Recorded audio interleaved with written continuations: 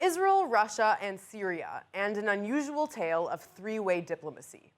Russia helping to facilitate over the weekend the release of a 25-year-old Israeli woman after she illegally crossed the border into Syria, where she was detained and questioned for 2 weeks.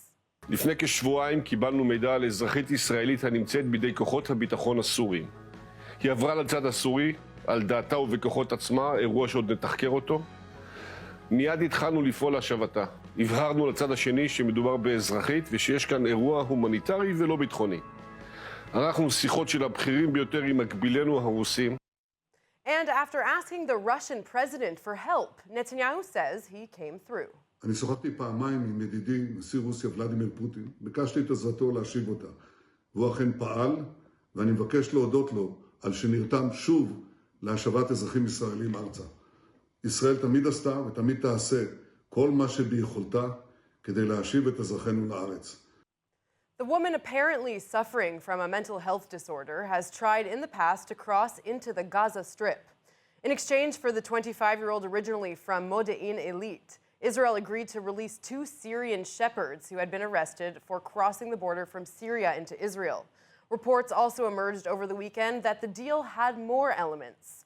Israel allegedly agreeing to send $1 million worth of Russian COVID vaccines to Syria, a report that Israel has not confirmed. Now let's speak to Professor Eyal Zisser, a Middle East expert from Tel Aviv University. Thank you so much for joining me today. Thank you. So first of all, how was this story kept under wraps for 2 whole weeks while this woman had crossed into Syria? Her family had to have known that she was missing, maybe even where she was. Well, taking into consideration its personal story, we shouldn't be surprised. I mean, it was a habit to disappear and try to challenge, let's say, once in Gaza, then in Jordan, in Lebanon. So we shouldn't be surprised. And I guess that the Syrians realized very quickly that it's not a big story. I mean, not an Israeli soldier, nothing that had to do with security issues. But then it took a week or 2, I mean, and it was quite quick. I mean, the Syrians are known for their, well, let's say there were Israeli citizens who were kept in Syrian jails for years. And here, in a matter of 2 weeks, we finished the story. Right. It is quite unusual. Another unusual element of this story, what do we know about Israel reportedly paying for COVID vaccines for Syria in exchange for this Israeli prisoner? Well, the Syrians deny the story, but we shouldn't be surprised. I mean, it's an embarrassing story for them to accept from Israel humanitarian help. I think it was Nasrallah or a top Iranian leader who said that even if Israel is to find a solution or a vaccine, I wouldn't use it. I prefer to die from coronavirus rather than to get vaccine from Israel. So it's some sort of embarrassment, and of course, we are not speaking about something too dramatic. I mean, several thousands of vaccines.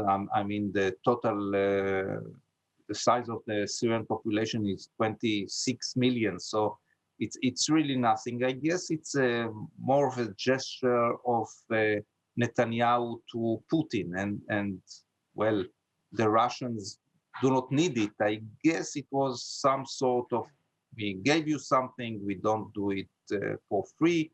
You should give us something in return, but it shouldn't be something too dramatic, I guess. 1 million, it's really nothing. Right. And I'm also curious, how was this even possible? How was this woman able to walk, right through the border? Isn't there multi-level security, including cameras and sensors? How did the IDF allow this to even happen?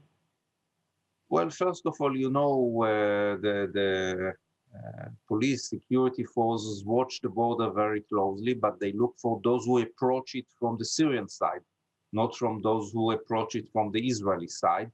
And then there are some areas especially on the Golan Heights, where it's very difficult to build a wall or a fence like we have on the Lebanese border or the Egyptian border, and also it was relatively a quiet border. I mean, it's not the Egyptian border where 150,000 illegal immigrants crossed the border and Israel had to build this wall, or it's not the border with Lebanon. Relatively, it was very quiet. Right. This is why it was not as secure as other Well, border maybe fence. after this development, they'll keep a little bit of a Yes, closer eye on the I border. tend to Professor, agree. thank you so Yeah. much for being with me today. Really appreciate it. Thank you.